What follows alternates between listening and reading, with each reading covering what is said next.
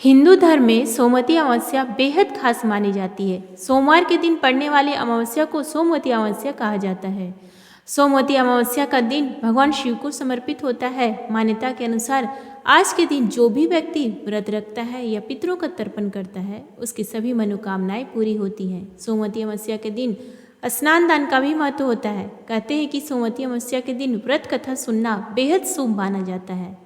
तो आइए सुनते हैं सोमवती अमावस्या की खास कथा।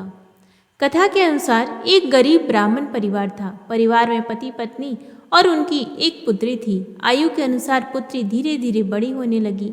बढ़ती उम्र के साथ उसमें स्त्रियों के गुणों का भी विकास होने लगा। बहुत ही सुंदर, सुशील और सर्वगुण संपन्न थी, लेकिन गरीब होने के कारण उसका विवाह नहीं हो पा रहा था। एक दिन उस ब्राह्मण के घर पर एक साधु महाराज पधारे। कन्या की सेवा से साधु महाराज का मन बहुत ही प्रसन्न हुआ। उन्होंने कन्या को लंबी उम्र का आशीर्वाद दिया और कहा कि इस कन्या के हथेली में विवाह योग नहीं है। इस बात से चिंतित होकर ब्राह्मण परिवार ने साधु से उपाय पूछा कि कन्या ऐसा क्या करे कि उसके हाथ में विवाह योग बन जाए। साधु ने कुछ देर विचार करने के बाद अपने ध्यान के आधार पर बताया कि कुछ दूरी पर एक गांव में सोना नाम की धोबिन जाति की एक महिला अपने बेटे और बहुओं के साथ रहती है, जो बहुत ही संस्कारों से संपन्न तथा पति परायण और निष्ठावान है।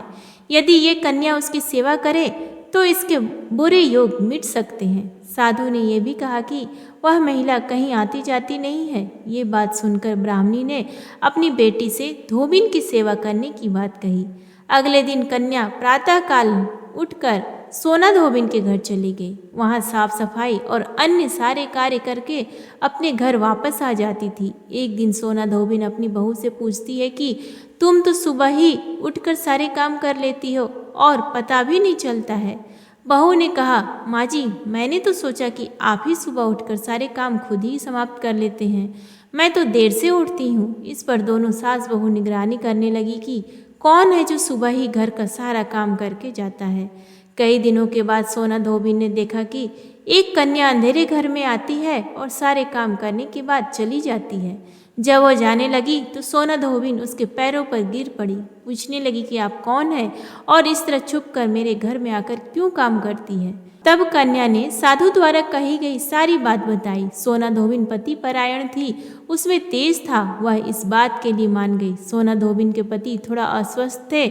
उसने अपनी बहू से अपने लौट आने तक घर पर ही रहने को कहा। सोना धोबिन ने जैसे ही अपने मांग का सिंदूर उस कन्या की मांग में लगाया, उसका पति मर गया। उसे इस बात का पता चल गया। वह घर से निर्जल ही चली थी। ये सोचकर कि रास्ते में कहीं पीपल का पेड़ मिलेगा तो उसे भंवरी देकर उसकी परिक्रमा करने के बाद ही जल ग्रहण करेगी।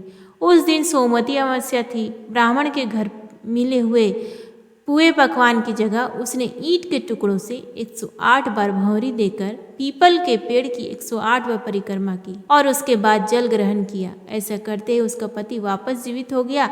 इसलिए माना जाता है कि इस दिन व्रत आदि करने से पुण्य फल की प्राप्ति होती है।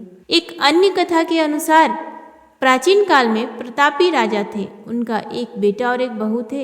एक दिन बहू ने चोरी से मिठाई खा ली और नाम चूहे का लगा दिया, जिसकी वजह से चूहे को बहुत गुस्सा आ गया। उसने मन ही मन निश्चय किया कि चोर को राजा के सामने लेकर जाऊंगा। एक दिन राजा के यहाँ कुछ मेहमान आए हुए थे। सभी मेहमान राजा के कमरे में सोए हुए थे। बदले की आग में जल रहे चूहे ने रानी की साड़ी ले जाकर उस कमरे में रख दी। जब सुबह मेहमानों की आंखें खुली और उन्होंने रानी का कपड़ा देखा तो हैरान रह गए। जब राजा को इस बात का पता चला तो उन्होंने अपनी बहू को महल से निकाल दिया। रानी रोज शाम में दिया जलाती और ज्वार उगाने का काम करती थी।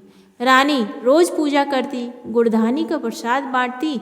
एक दिन राजा उस रास्ते से निकल रहे थे तो उनकी नज़र उन दियों पर पड़ी। राजमहल लौटकर राजा ने सैनिकों को जंगल भेजा और कहा कि देख कर आओ वहाँ क्या चमत्कारी चीज़ थी। सैनिक जंगल में उस पीपल के पेड़ के नीचे गए। उन्होंने वहाँ देखा कि दिए आपस में बात कर रहे थे। सभी अपनी अपनी कहानी बता रहे थे। तभी एक शांत से दिए से सभी ने सवाल किया कि तुम भी अपनी कहानी बताओ। दिए ने बताया वह रानी का दिया है। उसने आगे बताया कि रानी के मिठाई चोरी करने की वजह से चूहे ने रानी की साड़ी मेहमानों के कमरे में रख दी और बेकसूर रानी को सजा मिल गई।